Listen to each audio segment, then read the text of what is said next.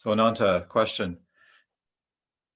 So as you say, if the essence of who we are is eternal, and eternal implies forever, but forever kind of implies there's a timeline. Yes. But if there's no beginning, so that, I mean, I know you can't put it into words, but is the best we can say is that we always existed and we always will? I think that's what internal, eternal implies. So eternal has no beginning either. It's eternal. So it never began, it never ended, it's forever. You know, you can say that, these are just words, and all words are based in limitation. So all they can do is point in the right direction. But the essence of who you are is not even a who, but it is everything. Everything, which is not something for a mind to understand. It's not something to be understood at all. It's something that is present always. It is always present. It is always with you, and it is always without you. It is always everything. So I think you can get the feeling behind the words, that feeling of stillness, of peace, of oneness, just that feeling that I think you can feel it. Anyway, I'm hoping. Right, yes. You can feel it behind the words. Now, when it's there, and when you actually are there with it, there really are no words for it. But, you know, because it's what I do, I put words to that which cannot be put into words. But still, what's happened here is just a momentary forgetfulness. And you've forgotten yourself in favor of a show, a temporary expression of movement, which is a part of everything, but only a tiny part. You see, and so what we're here to do is to remember. This is, all of these talks they're just a course in remembering what you have forgotten. And the thing is that behind all of this, you already know what it is. You already know, because you and I are the same. So I know you know. I know it's there with you always. And now is the time for you to remember that. You see? And you can come to Satsang and help remind yourself. But in truth, you see, the only one who has forgotten who you are is the one who you are not. So, and the one who you are not will never be able to get to the one who you are, because the one who you are is everything. And the one who you are not thinks it is something.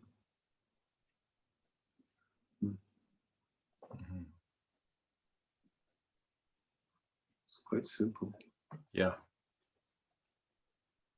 And I think when I'm there in that experience, there's no sense of time, which is, but as soon as we start to identify, we identify with time. Yeah. No, what Nisargadatta Maharaj said is that the mind creates time. I like the concept, you see, because the mind is locked in time, because thoughts are locked in time. And the who that you think you are is locked in history.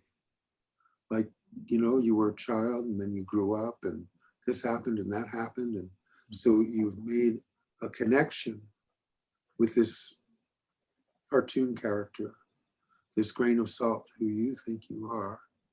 And it's all totally dependent upon time. But that which is everything is actually well beyond time and any limitation thereof. This body is locked in the limitation of time. It's born and then it dies. I mean, all of this illusion, all of the dream is locked in time. But when you're sitting in peace, in complete oneness with what is, time doesn't even occur to you. It's not a factor. And the only thing that brings up time is when you leave that state. Then there's time. Then it's like, oh, this happened. I had this experience. You see, even experience is locked in time. Mm-hmm. That's why I often say that what I'm talking about is actually not an experience. Because the one who experiences is the one locked in this illusion, in the boundaries of time. So what I'm talking about is well beyond what you're able to know in your mind, but it's not beyond what you know. You see, you know it. Ramesh described it as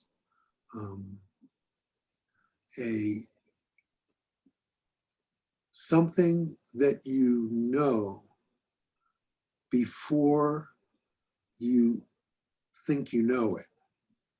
It's like an intuitive knowing. It's a knowing that precedes any personal knowing, you see? So as soon as you get it, that's not it. Because what it is what's got you.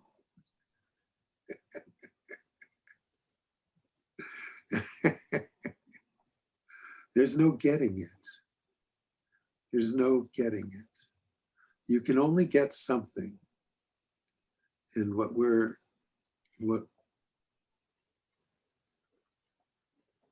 not actually something. So there's no getting it, but you wouldn't say that even just being it is it, but is there an awareness? Is it awareness of being it? The awareness only arises in the context of duality, which is a limitation, okay? It arises, but only in this context, in the context of the illusion, which is actually the gift. That's the gift. You see, consciousness is that all there is. This oneness is all there is. Everything is all there is. There is absolutely no sense of getting it because it's everything. There's no one to get it. There's no point in anyone getting it. But here, because there is an appearance of duality within that wholeness, there becomes an awareness of what is, an awareness of moving, an awareness of presence, you see? So it's the booby prize. Yeah, it's the booby prize, you know, that this thing which needs no understanding, which needs no acknowledgement, which needs no awareness. Because of the duality, there is an awareness of it. And then they call that enlightenment, you see, because then even within the duality, there's a total sense of this oneness which I'm speaking of that is present, you see. And that's what I'm saying all of you have available to you all of the time. It's right there. It's right there. I can feel it there with all of you. It's right there. So it's just a matter of like waking up.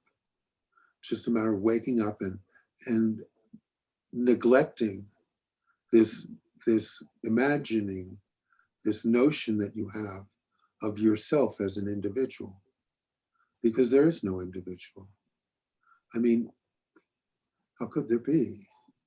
How could a grain of salt be an individual? It's just a grain of salt. All it's going to do is merge with all, you see?